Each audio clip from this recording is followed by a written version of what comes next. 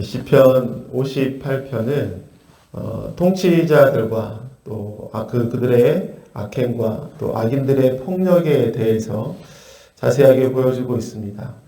이들의 죄악이 무엇입니까? 통치자들은 정의를 저버리고 또 불의와 손을 잡고 폭력을 일삼는 악행을 저지르고 있음을 보여주고 있습니다. 통치하는 권세 또한 하나님께서 주신 것인데 통치자로 세우신 그 하나님의 본래의 목적에서 벗어난 통치자들의 모습들을 보여주고 있습니다. 또한 악한 자들에 대해서 보여주고 있습니다. 이들은 뱀처럼 도끼가 서려 있는데 마술사의 홀리는 소리도 또 술객의 또 요술도 이들을 통제할 수 없었다고 이렇게 보여주고 있습니다. 그만큼 불의의 폭력과 악함이 극심했음을 보여주고 있는 것이죠. 그런데 이러한 상황 속에서 오늘 시편의 시인이 할 수 있는 일이 무엇이었습니까? 그것은 오직 하나님께 부르짖으며 하나님의 개입을 간구하는 것뿐이었습니다. 오늘 6절의 말씀이었죠. 하나님, 그들의 이빨을 그 입안에서 부러뜨려 주십시오. 주님, 젊은 사자들의 송곳니를 부수어 주십시오. 여러분, 독사의 가장 강력한 무기인 이빨과 또 사자의 강력한 무기인 송곳니를 부수어 달라고 간구하고 있는 것입니다. 즉 악인들의 거짓말과 또 불의들을 꺾어달라는 간절한 간구였습니다. 그리고 이처럼 하나님의 개입으로 악인들이 떠나가게 될 것을 시인은 기대하고 있는 것이죠. 오늘 시편 58편을 보면 6절의 말씀을 중심으로 내용이 완전히 달라지는 것을 볼 수 있습니다. 6절 이전까지는 악인들의 성격과 또 그들의 불의와 또 그들의 폭력에 대해서 쭉 보여주고 있다면 하나님의 개입을 호소하고 있는 이 6절 이후에는 그 악인들이 파멸할 것들을 보여주고 있습니다. 이러한 변화가 여러분 어떻게 가능한 것이죠? 바로 하나님께서 개입하실 때, 하나님께서 역사하실 때 이 모든 일들이 여러분 일어나게 되는 것입니다. 그래서 오늘은 하나님께서 개입하실 때라는 제목으로 말씀을 나누도록 하겠습니다. 그렇다면 하나님께서 여러분 개입하실 때 어떠한 일이 일어나는 것입니까? 첫째로 악인의 심판이라는 하나님의 공의가 나타나게 됩니다. 우리 7절 말씀에 그들을 금주처럼 흔적도 없이 사라지게 해주십시오. 겨누는 화살이 꺾인 화살이 되게 해주십시오. 여러분, 우리가 믿는 하나님은 너무나 좋은 하나님입니다. 그리고 사랑이 많으시고 풍성하신 하나님이시죠. 그렇지만 우리 하나님은 계산이 정확하신 하나님이십니다. 특히 죄와 또 악에 대한 계산이 정확하신 분이세요. 오늘 본문 6절에서 다윗은 하나님의 개입을 간절히 호소하고 있습니다. 그리고 하나님께서 개입하실 때 어떠한 일들이 일어날 것인지 7절부터 해서 9절까지 쭉쭉 계속 보여주고 있는 것이죠. 그 내용이 어땠습니까? 7절에서는 그들을 금류처럼 흔적도 없이 사라지게 해주십시오. 그들이 겨누는 화살이 꺾인 화살이 되게 해주십시오. 그리고 8절에 보면은요, 녹아내리는 달팽이 같이 되게 해주십시오. 그리고 마지막으로 9절에서는요, 강한 바람에 휩쓸려 가게 해주십시오. 이렇게 간구하고 있는 것입니다. 즉, 이 모든 것이 무엇입니까? 철저한 악인들의 심판을 보여주고 있는 것이죠.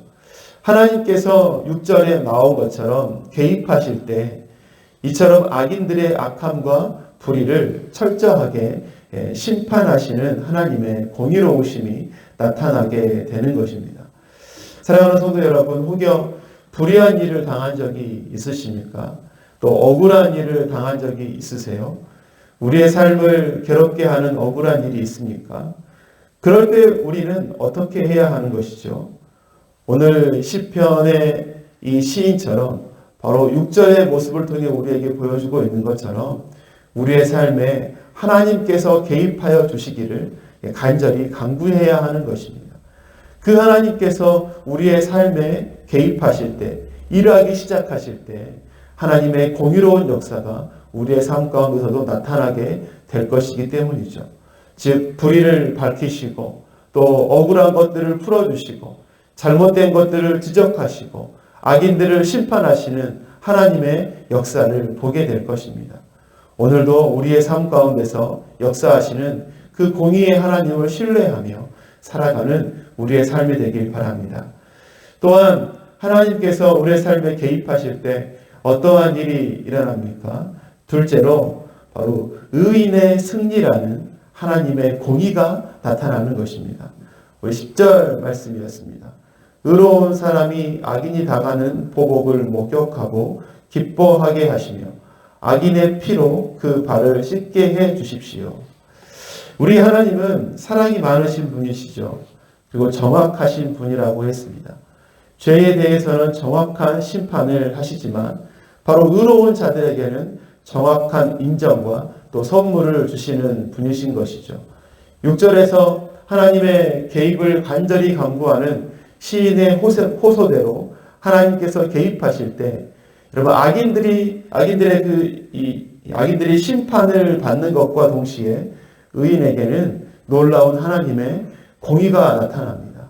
방금 읽었던 10절의 말씀을 보면 의인에게 이전에는 누리지 못했던 기쁨이 주어지고 있습니다. 또 이 기쁨은 자유의 기쁨입니다. 그리고 악인의 위협이 사라지는 승리의 기쁨을 보여주고 있는 것이죠. 뿐만 아니라 악인의 피로 그 발을 씻게 해 주십시오. 이렇게 말씀하고 있지 않습니까? 여기에서 그 발을 씻게 해 주십시오라는 말씀은 여러분 승리한다, 승리를 표현해주고 의미하는 그런 표현인 것이죠. 이처럼 공의의 하나님이 시인의 삶에 개입하실 때 의인의 삶은 악인의 심판을 목도할 뿐만 아니라 의인을 마침내 승리케 하시는 하나님의 공의의 은혜도 누리게 되는 것입니다. 우리가 왜 죄를 멀리해야 합니까? 우리가 왜 하나님의 말씀을 따라 의롭게 살아가야 하는 것이죠. 바로 우리가 믿는 하나님이 공의로우신 분이시기 때문입니다. 사랑하는 성도 여러분, 우리의 삶에 개입하시는 그 공의로우신 하나님으로 인해서 날마다 의인의 승리를 경험하며 살아가는 우리들의 삶이 되시기를 바랍니다. 마지막으로 하나님께서 개입하실 때 어떠한 일이 일어나는가? 셋째로는 공의의 하나님을 인정하는 사람들이 나타나게 된다는 것입니다. 우리 11절 말씀이었습니다. 그래서 사람들이 과연 의인이 열매를 맺는구나, 과연 이 땅을 심판하시는 하나님은 살아 계시는구나 하고 말하게 해 주십시오. 여러분, 오늘 시편의 시인은 하나님의 개입을 간절히 호소하고 있습니다. 그리고 그렇게 개입하신 하나님으로 인해서 수많은 사람들이 하나님의 공의로우심을 인정하고 찬양하게 될 것을 바라보고 있습니다. 11절의 말씀을 보십시오. 과연 의인이 열매를 맺는구나. 무슨 말씀입니까? 하나님의 공의로우심으로 인해서 누리게 될 의인의 열매, 승리를 보여주고 있는 말씀이 아닙니까? 또 이어서 무슨 말씀이 있습니까? 이 땅을 심판하시는 하나님은 살아계시는구나. 하나님의 공의로우심으로 인해서 악인의 심판이 이 땅 가운데 임하게 될 것을 보여주고 있는 것이죠. 그리고 무엇보다도 바로 이러한 하나님의 공의로우심의 역사를 통해서 수많은 사람들이 하나님은 살아계시는구나, 살아계신 하나님이시구나 바로 인정하고 그 하나님을 깨닫는 일이 일어나게 될 것을 보여주고 있는 것입니다. 악인의 심판 그리고 의인의 승리, 너무나 단순한 진리일지 모르지만 바로 이러한 공의로우신 하나님을 통해서 살아계신 하나님을 깨닫는 사람들이 있다는 것이죠. 여러분, 이것이야말로 하나님께서 우리들의 인생에 개입하신 목적이 아니겠습니까?